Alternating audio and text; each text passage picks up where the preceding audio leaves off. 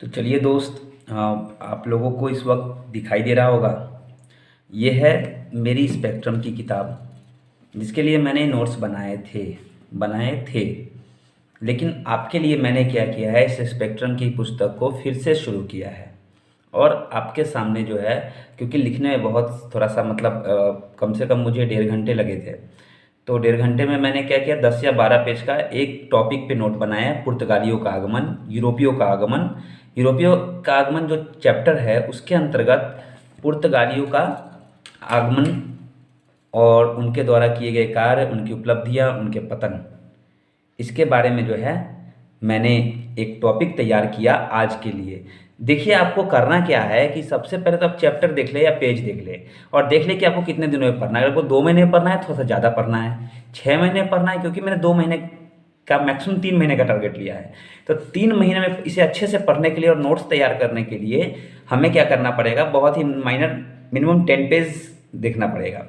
और 10 पेज में कोशिश करना है कि एक टॉपिक कवर हो जाए। ऐसा नहीं कि 10 पेज में, अगर कभी कभी 9 पेज में आपका टॉपिक कवर हो जाए, कभी 12 पेज लग जाएंगे। जैसे आज मेरा 12 पेज लग गया है। तो मैं दिखाता हूँ थोड़ा सा, मैंने जो है अब किस प्रकार इसको रेडी किया है। जानबूझ के मैंने जो है, ये देखिए, तो नोट्स है मेरे, लेकिन मैंने क्या किया कि यहाँ से मैंने फिर से शुरू कर दिया।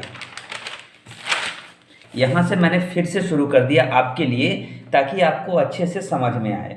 तो चलिए, सबसे पहले मैं अपने फर्स्ट पेज पे चलता हूँ, आपको दिखाने के लिए। आशा करता हूँ आपको दिखाई दे रहा होगा।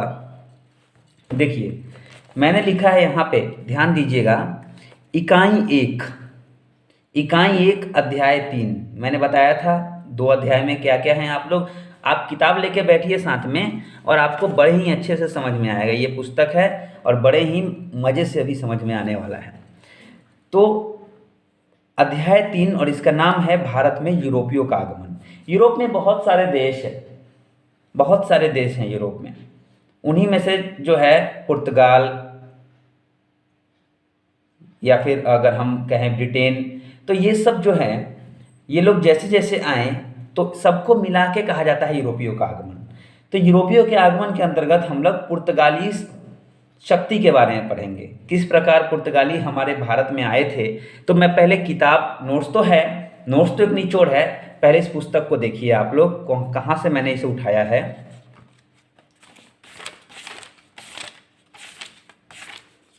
देखिए, ये चैप्टर है आपके सामने, एकदम लाइव दिखा रहा हूं। कोई बड़ी बात नहीं, कोई भी ऐसी फेंकने वाली बात नहीं, बस हमें रियलिटी को फेस करना है, धैर्य रखना है, और आराम से हम लोग पढ़ लेंगे। पेज नंबर 21 से 20 पेज में तो 2 अध्याय बस बताया गया है कि इतिहास कहाँ से लिखा गया है, उनके प्रूफ।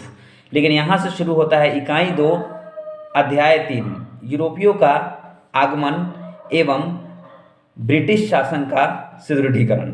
तो इन दोनों के बारे में हमें इस इकाई में पढ़ना है, और अध्याय 3 में हम लोग शुरू करेंगे भारत में यूरोपियों का आगमन। तो देखिए, यहाँ से क्या है कि हमें कैसे पढ़ना है। हमें जब भी आप पढ़ें, मैं सबसे बड़ी चीज़ आपको बताता हूँ, जब भी आप पढ़ें तो आपको बोल बोल के पढ़ना है, मन ही मन नहीं पढ़ना है। गेट को आराम से बंद कर ले, चेयर लगा ले, जब भी पढ़े चेयर और टेबल के साथ पढ़ें, नींद नहीं आएगी। पानी हमेशा साथ में रखें, जब भी लगे कि नींद आने वाली है 2-3 घूंट पानी पी ले, फिर पढ़े, बहुत मज़ा आने वाला है। 4-5 घंटे तो मज़े से आप लोग पढ़ेंगे बिना किसी रोक टोक के। तो यहाँ पे ये हेडिंग आप देख ले होंगे, भारत में यूरोपियों का आगमन।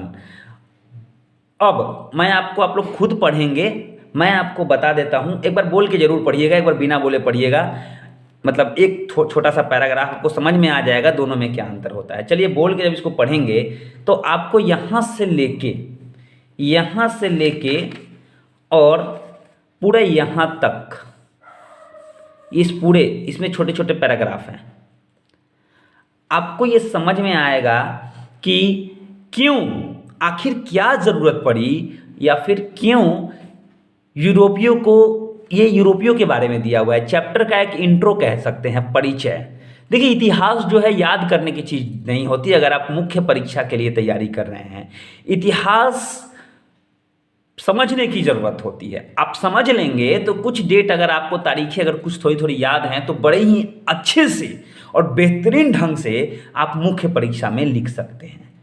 तो मैंने जो इतना पढ़ा तो मुझे ये समझ में आया कि यूरोप में जो है औद्योगिक क्रांति चल रही थी, पुनर्जागरण का काल चल रहा था और उनको ज़रूरत थी कच्चे माल की, उनको ज़रूरत थी बाजार की। ऐसा नहीं था कि पहले व्यापार नहीं होता था, पहले व्यापार होता था लेकिन स्थल मार्ग से होता था। आप कभी वर्ल्ड मैप देखेंगे तो वर्ल्ड मैप में आपको दिखेगा कि किस तरह से जो है भूमि के थ्रू, अभी आपने हाल में सुना होगा कि बस इंग्लैंड जा रही है भारत से, तो भूमि के थ्रू जा सकते हैं। व्यापार संभव था यूरोप का एशिया से, लेकिन बीच में कुछ ऐसी समस्या आई, अरबों का आक्रमण हो गया मिस्र पर और कुछ मिस्र के भागों पर उनका कब्जा हो गया, जिससे आवागमन अवरुद्ध हो गया, जिसके वजह से अब व्यापार तो रुक गया।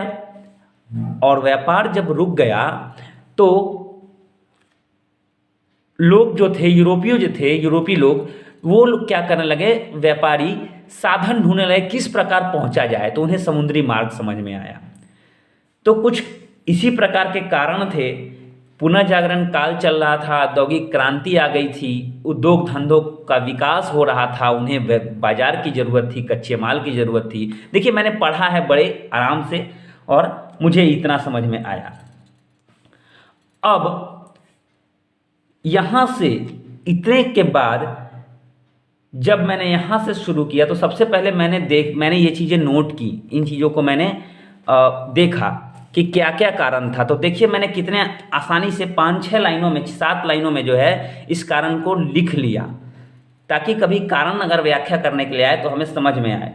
तो मैंने हेडिंग दी यूरोपीय शक्तियों के आगमन का कारण। क्या कारण था, देखिए समझेंगे तो हमें बहुत चीज़ें, जैसे यूरोप में पुनर्जागरण, तो इसमें कुछ भी ज़्यादा याद करने की ज़रूरत नहीं है।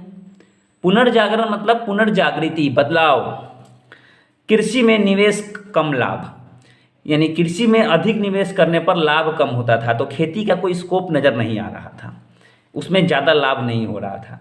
कच्चे माल की आवश्यकता, उद्योग धंधों को चलाने के लिए बहुत सारे कच्चे माल की आवश्यकता थी, जो कि अपने देश में उन्हें संभव नहीं लग रहा था। नवीन बाजारों की प्राप्ति या विस्तार, उन्हें नए बाजारों को बढ़ाना था ताकि नए ग्राहक मिले, बहुत सारे ग्राहक मिले और उद्योग धंधे चल सके। पूर्व की धन संपदा का आकर्षण, चूंकि मार्को पोलो एक यात्री था जो बहुत पहले भारत में आया था, पूर्व की यात्रा की थी, उसने बताया था कि पूर्व में बहुत संपत्ति है, बहुत सोना चांदी, बहुत धन है और बहुत ही उपजाऊ मिट्टी है, बहुत सारे वहाँ पे अवसर हैं। तो इन सब चीज़ों की लालसा भी उन्हें खींच लाई।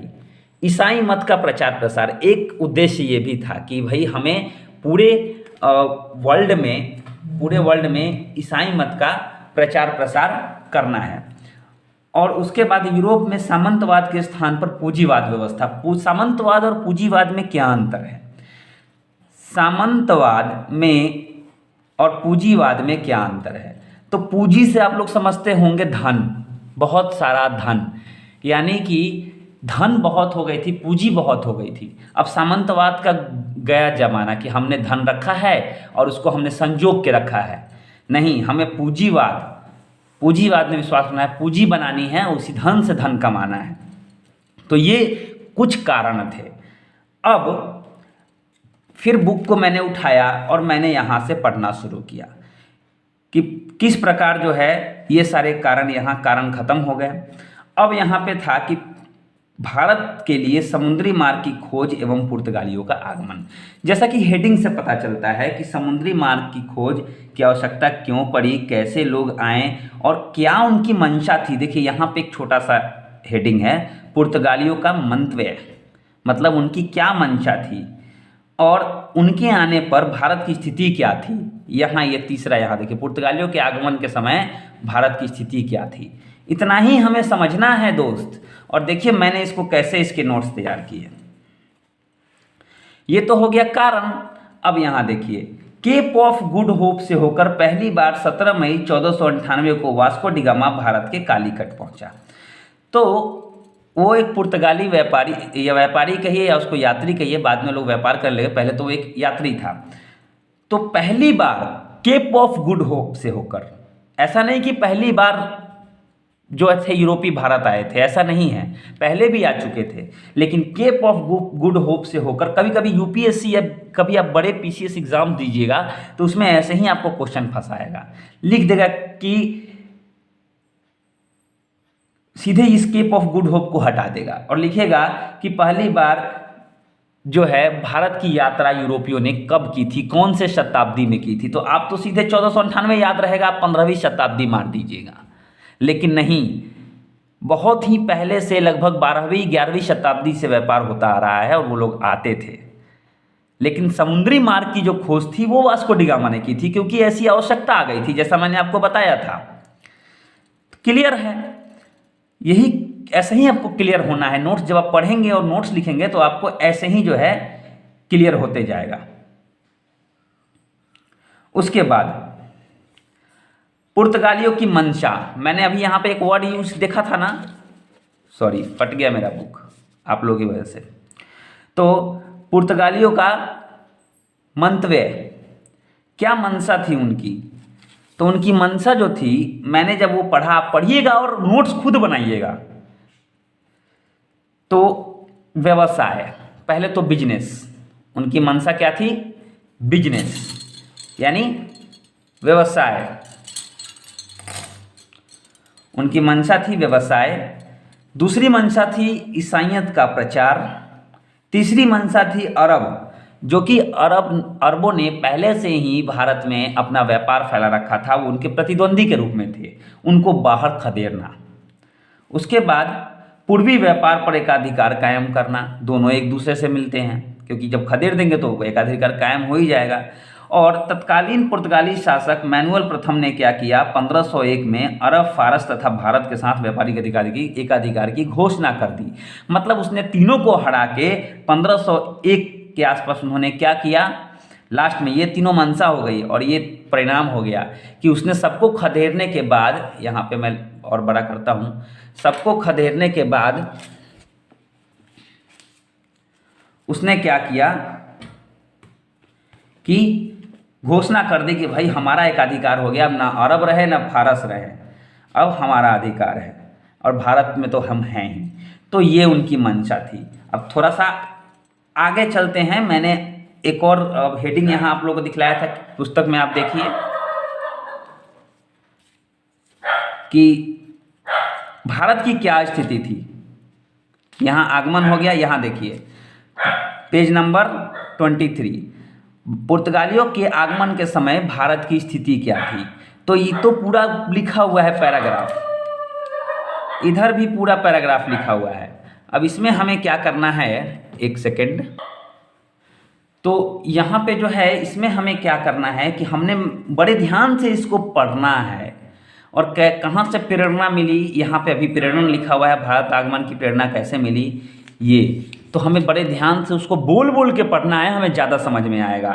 और पढ़ने के बाद फिर हम क्या करेंगे, बुक को साइड में रखेंगे, जो चीज़ें इंपॉर्टेंट होंगी आप बुक में अंडरलाइन कर सकते हैं, मैंने जहाँ तहाँ किया है। तो आपने अंडरलाइन तो कर दिया, अब देखिए मैंने क्या पढ़ा। अब मैं आपको दिखाता हूँ, ये देखिए यहाँ पे भारत की स्थिति क्या थी। गुजरात में एक शासक था जिसका नाम था महमूद बेगड़ा। इसका मैंने जिक्र यहाँ पे इसीलिए किया है कि एकमात्र शासक ऐसा था गुजरात में जो बहुत ही शक्तिशाली था और जिसकी नौसेना शक्ति भी बहुत ही शक्तिशाली थी। तो ये एक प्रबल शासक था। बाकी समस्त भारत छोटी छोटी शक्तियों में बटा था, समस्त भारत जो है छोटी छोटी शक्तियों में बटा था। यहाँ की यहाँ देखिए लिखा है बिखरा साम्राज्य, कोई नौसेना नहीं थी, पूरा साम्राज्य बिखरा हुआ था और कोई नौसेना शक्ति नहीं थी, केवल किसको छोड़ के, गुजरात के महमूद बेगड़ा को छोड़ के। हिंद महासागर से अरब व्यापारी दिवंगत, मैंने यहाँ दिवंगत मतलब तो होता है भाई निकल पड़ना, मृत्यु हो जाना, लेकिन दिवंगत मैंने यहाँ उपयोग इसलिए किया है कि चले गए थे वो, हिंद महासागर में कोई व्यापार वैसा नहीं था। अब मैंने आपको एक और हेडिंग दिखाई थी, भारत आने का अभिप्रेरण। देखिए छोटे चीज़ें लिखनी है जो आपको, जिससे आप समझ सके भारत आने का अभिप्रेरण उनको कहाँ से मिला, यानी क्यों आवश्यकता पड़ी। तो मिस्र तथा पार्सिया पर अरबों का कब्जा हो गया था, यूरोप एवं भारत के मध्य सीधे संचार बंद हो चुके थे, राजकुमारी हेनरी द्वारा समुद्री मार्ग की खोज का अनंत प्रयास किया गया। तो लोगों को लगा 1487 में एक घटना हुई। एक थे बार्थोलोमेओ। बार्थोलोमेओ एक समुद्री यात्री थे, व्यापारी भी थे, एक अच्छे दार्शनिक भी थे। 1487 में उन्होंने क्या किया, दक्षिण अफ्रीका को खोज लिया और उन्होंने उसी को केप ऑफ गुड होप माना। केप ऑफ गुड होप मतलब आशा की एक नई किरण। तो जहां हमें व्यापार के लिए जमीन मिल जाए वही हमारे लिए केप ऑफ गुड होप हो जाएगा। तो उन्होंने उसको माना। तो इससे भी एक प्रेरणा मिली कि भाई मिल सकता है। यहाँ पे ज़्यादा अवसर नहीं थे लेकिन ऐसे अवसर मिल सकते हैं, ऐसी संभावना है। तो ये कुछ बातें थी जिनसे उन्हें प्रेरणा मिली। अब देखिए यहाँ पे फिर मैंने बुक उठाया और फिर से मैंने पढ़ना शुरू किया। मैं ऐसे ही आपसे रोज नोट शेयर करूँगा और देखते देखते ये बुक खत्म हो जाएगी। बस आप लोग बने रहिए, दोस्तों में शेयर कीजिए। ज़्यादा पीछे हट छूट जाएंगे तो फिर छूट जाएंगे। अब यहाँ पे है पुर्तगाली एवं जमोरिन। जमोरिन कौन था? तो कालीकट का राजा था उस समय, एक शासक कहिए उसको। और मुस्लिम शक्ति जो थी भारत में, मुगल शक्ति, उनको मतलब सपोर्ट तो वो करता था, समर्थन देता था। यहाँ तक कि वह जो मुस्लिम व्यापारी, अरब व्यापारी जो वहाँ व्यापार करते थे, उनको जो है भारी समर्थन प्राप्त था जमोरिन का। तो आप लोगों ने सुना होगा कि जमोरिन ने स्वागत किया था किसका? वास्को डी गामा का। ऐसा कुछ नहीं था। वास्को डी गामा, पुर्तगाली और जमोरिन के संबंध बहुत अच्छे नहीं थे, यही सच्चाई है। क्यों नहीं थे? क्योंकि वो अरब को समर्थन करता था और पुर्तगाली चाहते थे कि अरब को उखाड़ फेंके। इसके लिए कई बार झगड़ा भी हुआ। इसके लिए मैंने पढ़ा और फिर मैंने नोट्स बनाया यहाँ पे कि अरब मुस्लिम व्यापारियों के साथ जमोरिन के अच्छे संबंध हैं और यही का अपोजिट है पुर्तगालियों द्वारा अरबों को विस्थापित करने का प्रयास। तो झगड़ा तो होगा ही। कालीकट तथा कोचीन की शत्रुता का लाभ लेकर कोचीन के मालाबार क्षेत्र में पहला पुर्तगाली किला उन्होंने बना दिया, क्योंकि कोचीन से दुश्मनी थी कालीकट की। और कालीकट का जो राजा था जमोरिन, वो ऑलरेडी पुर्तगालियों का दुश्मन बन चुका था। क्यों? क्योंकि वो अरबों को सपोर्ट करता था। तो उन्होंने इसका फायदा उठाया और कोचीन से दोस्ती कर ली। कहते हैं ना, दुश्मन जो होता है वो दोस्त होता है। तो कोचीन से दोस्ती कर ली और उसी के सहयोग से मालाबार क्षेत्र में किलेबंदी कर डाली। तो भारत में सबसे पहली किलेबंदी जो थी वह, मैं व्यापारी कोठी नहीं कह रहा हूँ, पहली बार किलेबंदी जो है मालाबार में पुर्तगालियों ने की थी। उसके बाद हम लोग सभी के बारे में एक एक करके पढ़ेंगे, लेकिन इसका एक पार्ट है कि 1510 में उन्होंने क्या किया, गोवा पर अधिकार कर लिया और वहाँ पर एक प्रशासनिक केंद्र खोल दिया। उसके बाद पुर्तगाली ने पूर्वी समुद्री क्षेत्र के एक छत्र बादशाह हो गए तथा इस्तादो ऑफ इंडिया कहलाएं। कभी आता है क्वेश्चन कि इस्तादो ऑफ इंडिया का अर्थ क्या है? तो कई सारे ऑप्शन आएंगे, लेकिन इस्तादो ऑफ इंडिया मतलब होता है भारत का बादशाह, भारत का व्यापारिक बादशाह, व्यापारिक दृष्टि से, है ना। तो इस्तादो ऑफ इंडिया मतलब कि व्यापार की दृष्टि से वहां का बादशाह, एक छत्र राज्य था उनका। तो ये हो गया। देख कितने आराम से हमें समझ, आप जब पढ़ेंगे तो आपको बहुत अच्छे से और अच्छे से समझ में आएगा। अब यहाँ पे किस प्रकार उन्होंने अपना जो है क्षेत्र विस्तार किया। हालांकि ज़्यादा क्षेत्र विस्तार नहीं किया उन्होंने, पूरी तरह जो है कहाँ ध्यान दिया, उन्होंने ध्यान दिया व्यापार पे। ये उनका एक पतन का कारण भी था। तो यहाँ पे विस्तार की रणनीति, जिसमें अलग अलग गवर्नर के बारे में बताया गया है, किस तरह उन्होंने गोवा पर कब्जा किया। एक इतना बड़ा पैराग्राफ यहाँ पे भी है पेज नंबर 26 में, और किस तरह उन्होंने जो है व्यापार पर अपना प्रभुत्व जमाया। तो यहाँ पे जो है हम लोग इतना पढ़ने के बाद जब आप पढ़ेंगे तो यहाँ पर देखिए मैंने कैसे इसका नोट्स बनाया है, आप लोग ध्यान देंगे। मैं नेक्स्ट पेज में चलता हूँ।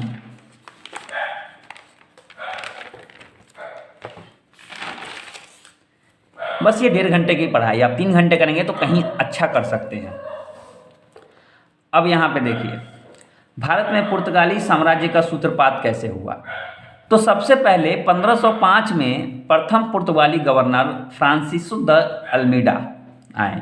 तो एक चीज़ बता दूं कि जब भी कोई गवर्नर रखा जाता था, पुर्तगाली शासन जो था वहाँ से ऑपरेट होता था पुर्तगाल से, और एक वायसराय वहाँ रखा जाता था, तो 3 वर्ष के लिए रखा जाता था। और 3 वर्ष के बाद ऐसा नहीं कि उन्हें भेज दिया जाता था, वो उसी परिषद में एक सदस्य के रूप में काम करते थे और सलाह देते थे।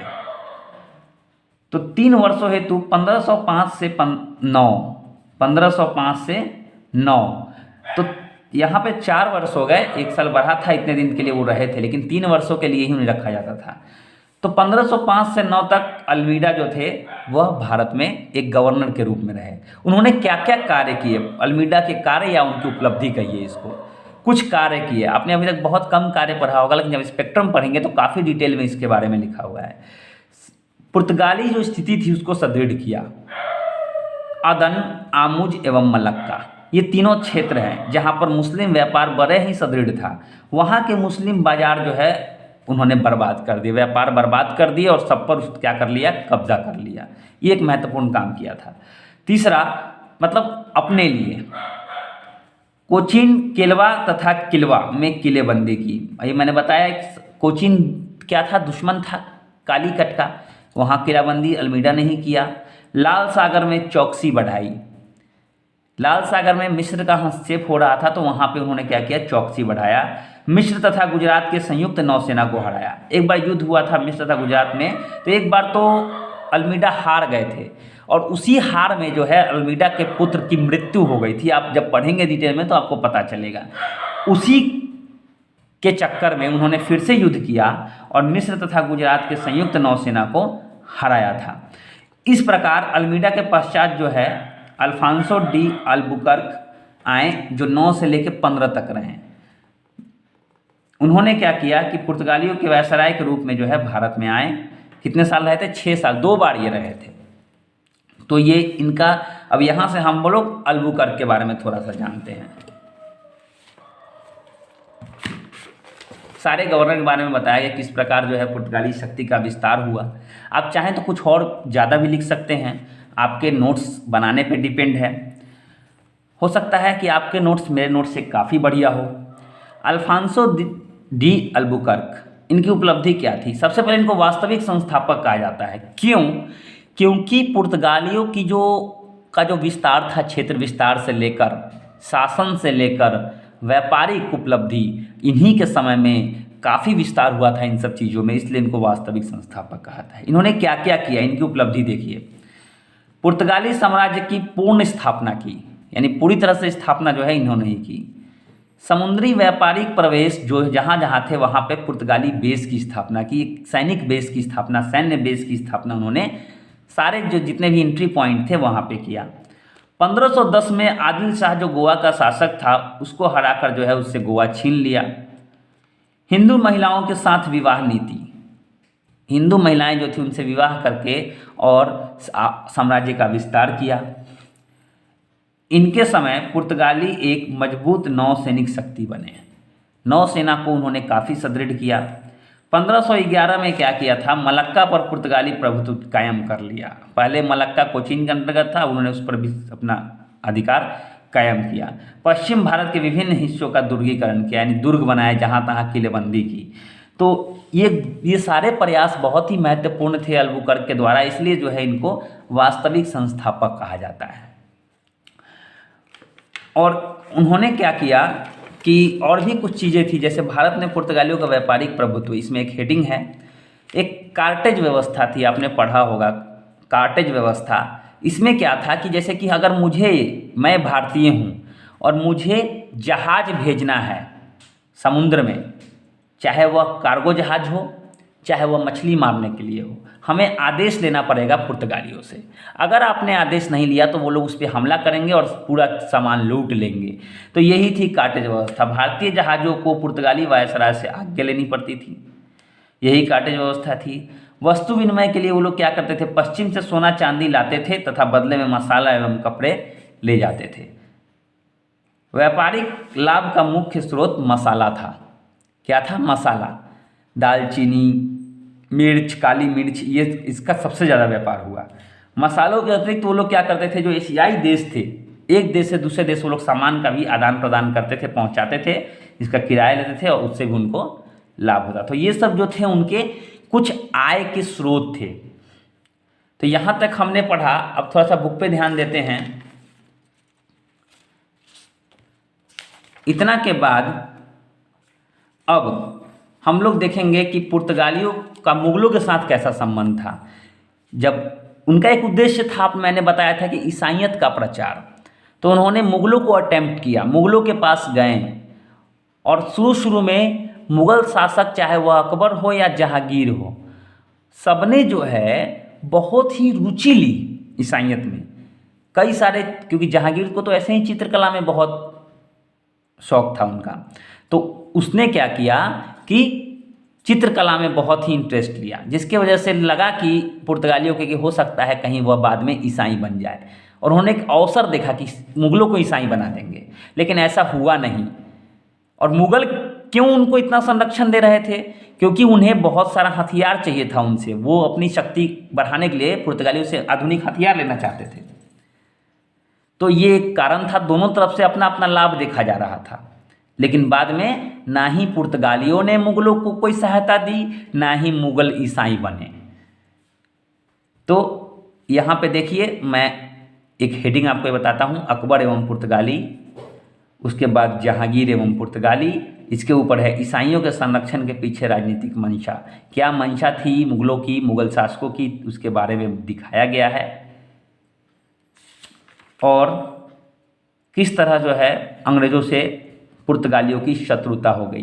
तो इसके बारे में मैंने क्या नोट्स बनाया अभी आपको दिखाता हूं मैं अगले पेज में।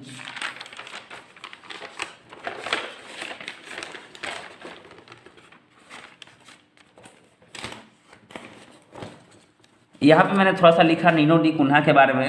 उन्होंने बस एक बहुत ही इम्पोर्टेंट काम किया था कि कुन्हा ने क्या किया था कि पुर्तगाली सरकार का जो मुख्यालय था वह कोचीन से गोवा लेकर चले गए थे। ऑलरेडी गोवा प्रशासनिक केंद्र था और वहाँ सरकार का भी मुख्यालय लेकर चले गए, तो थोड़ी सी आसानी यहाँ पे हुई। और एक था वेडोर दा फ्रेजेंडा, मुझे बीच में मिला इसलिए मैंने पॉइंट आउट कर लिया इसको। राजस्व तथा कार्गो एवं नौसैनिक बेड़ा भेजने का जिम्मेदार को जो है वेडोर दा फ्रेजा कहा जाता है। तो भारत में पुर्तगाली प्रशासन के मुखिया को वायसराय कहा था, ये 3 वर्ष के लिए आते थे। तो थोड़ा सा पॉइंट आउट मैंने किया है। अब देखिए पुर्तगालियों की धार्मिक नीति एवं मुगलों से संबंध, कैसे संबंध है। देखिए शुरू से आप लोग पढ़ेंगे तो बहुत ही मजे से समझना है इतिहास को। इतिहास रटने चाहे याद करने की चीज़ नहीं है।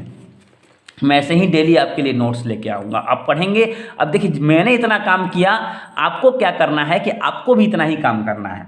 चलिए देखते हैं उसको, मैं बताता हूँ उसको बाद में आपको क्या करना है। कैम्बे की यात्रा के दौरान पहली बार अकबर जो है कुछ पुर्तगाली यात्रियों से मिला। पहली बार उसे मिला 1572 में, उसने पुर्तगालियों को देखा। तो विदेशियों में तो जो है पहली बार जो विदेशियों को देखता है उनका इंटरेस्ट ऐसे ही विदेशियों पर रहता है। तो पहली बार जब अकबर ने देखा तो बहुत कुछ अकबर के अंदर बहुत सारे जिज्ञासाएं थी, तो वो जानना चाहता था पुर्तगालियों के बारे में। अकबर को ईसाइयत की जानकारी लेने में रुचि देखकर पुर्तगाली पादरियों ने इसे अवसर माना। उन्होंने माना कि कहीं जो है अकबर ईसाई न बन जाए। अकबर की क्या मंशा थी? अकबर अपनी परेशानियों से उबरने हेतु पुर्तगाली सैन्य शासन सहायता लेने हेतु ईसाइयों में रुचि दिखा रहे थे। अकबर की अपनी एक अलग मंशा थी। जहांगीर ने ईसाइयों से जो है अकबर के बाद जब जहांगीर आए तो उन्होंने क्या किया, उन्होंने तटस्थता की नीति अपनाई, वो साइड में रहे। हालांकि उन्होंने बाद में इंटरेस्ट लिया लेकिन उसके पीछे राजनीतिक मंशा थी। बाद में जहांगीर ने ईसाइयों की सहायता की। जहांगीर का दरबार उस समय ईसाई संतों की पेंटिंग से भरा था। क्यों? क्योंकि चित्रकला में उसको बहुत रुचि थी। और यह पुर्तगाली क्या समझ रहे थे कि भाई चक्कर है कुछ। क्या चक्कर है? तो हो सकता है जहांगीर ईसाई बन जाए। सभी में ऐसी बातें होने लगी थी लेकिन इसका कोई प्रमाण नहीं था।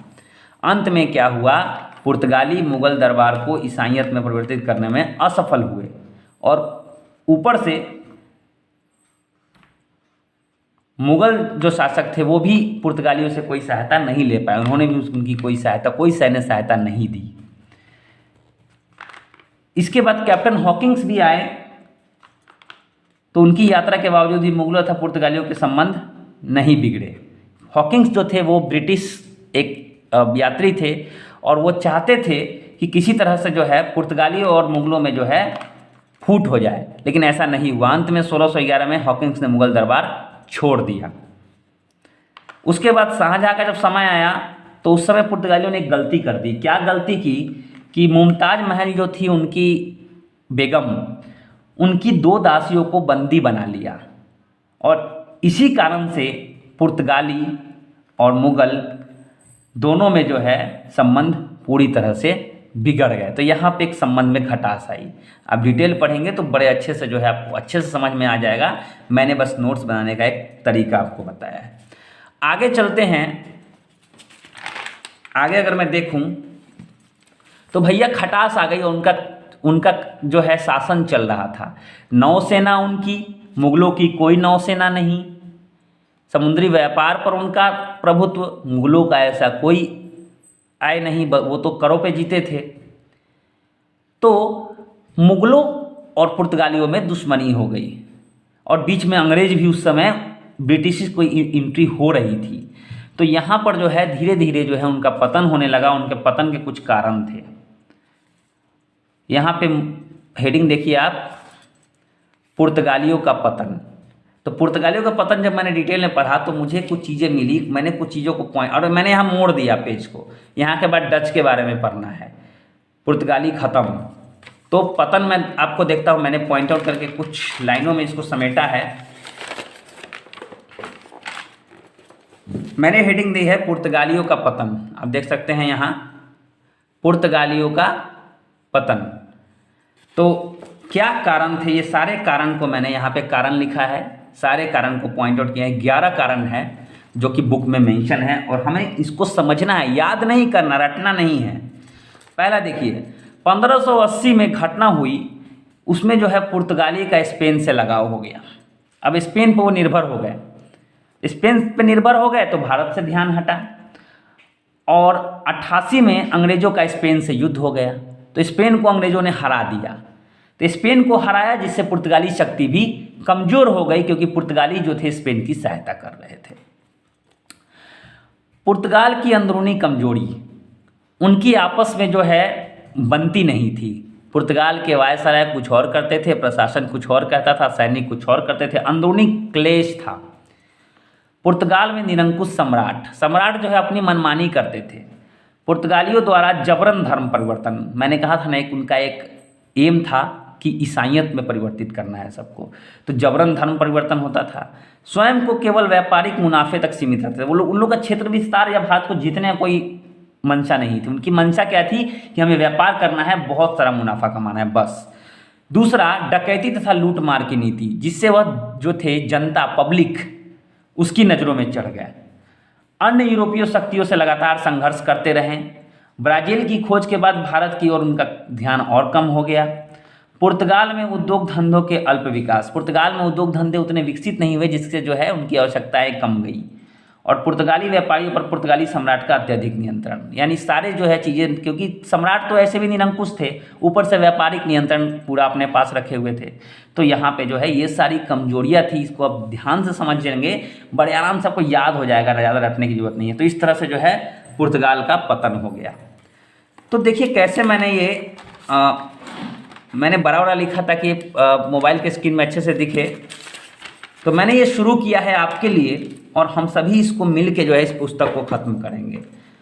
और मैं आपको अपने सामने इसी वीडियो पे लाइव ये सब करके दिखाऊंगा। तो आपको कुछ चीज़ों का ध्यान रखना है। एक तो रेगुलर बने रहना है चैनल के साथ। अगर कोई दोस्त हैं, अगर देखिए 4-5 दोस्तों का ग्रुप बनाएं, साथ में मिल के पढ़ें और लोगों को शेयर करें वीडियो। इससे क्या होता है, आपका कॉन्फिडेंस बढ़ता है। अब मैं यही करता हूँ। तो मैंने लिख लिया, कभी भी जो है बोल बोल के पढ़िए, कभी भी जो है बोल बोल के पढ़िए और पॉइंट आउट कीजिए। एक बार पढ़िए, दूसरी बार फिर ध्यान से लिखिए, ध्यान से उतरे, देखिए जहाँ जहाँ आपने अंडरलाइन किया है, जहाँ जहाँ हाईलाइट किया है उसको देखिए। इसी तरह से पढ़ाता है दोस्त। धैर्य की बहुत ज़रूरत है। आपको मैराथन दौड़ना है। 1600 मीटर के रेस में आप रेलवे ग्रुप डी निकाल सकते हैं, टीटी निकाल सकते हैं, लेकिन मेंस नहीं निकाल सकता। मुख्य परीक्षा निकालने के लिए आपको धैर्य की ज़रूरत होगी, और 1 साल में बड़े अच्छे से बहुत ही मस्त तैयारी हो जाएगी। तो आशा करता हूं कि आपको वीडियो समझ में आया होगा और आप सभी का ध्यान होगा इस पर। और दोस्तों, अभी तक आपने अगर मेरा चैनल सब्सक्राइब नहीं किया तो चैनल सब्सक्राइब कर ले। बहुत कुछ आने वाला है और मैं ऐसे ही आपको गाइड करता रहूँगा। अभी बाद में जब थोड़ा सा हम लोग इसको ज़्यादा पढ़ लेंगे तो हम लोग जो है आगे चल के एक लक्ष्मीकांत की बुक है भारतीय संविधान की पॉलिटी, उसको भी हम पढ़ेंगे। पहले हिस्ट्री पढ़ेंगे, उसके बाद बीच में हम लोग पॉलिटी भी स्टार्ट करेंगे। तो पॉलिटी स्टार्ट कर लेंगे तो उसमें कोई हमें समस्या नहीं होगी। तो आशा करता हूँ बहुत ही अच्छे से आपको समझ में आया होगा।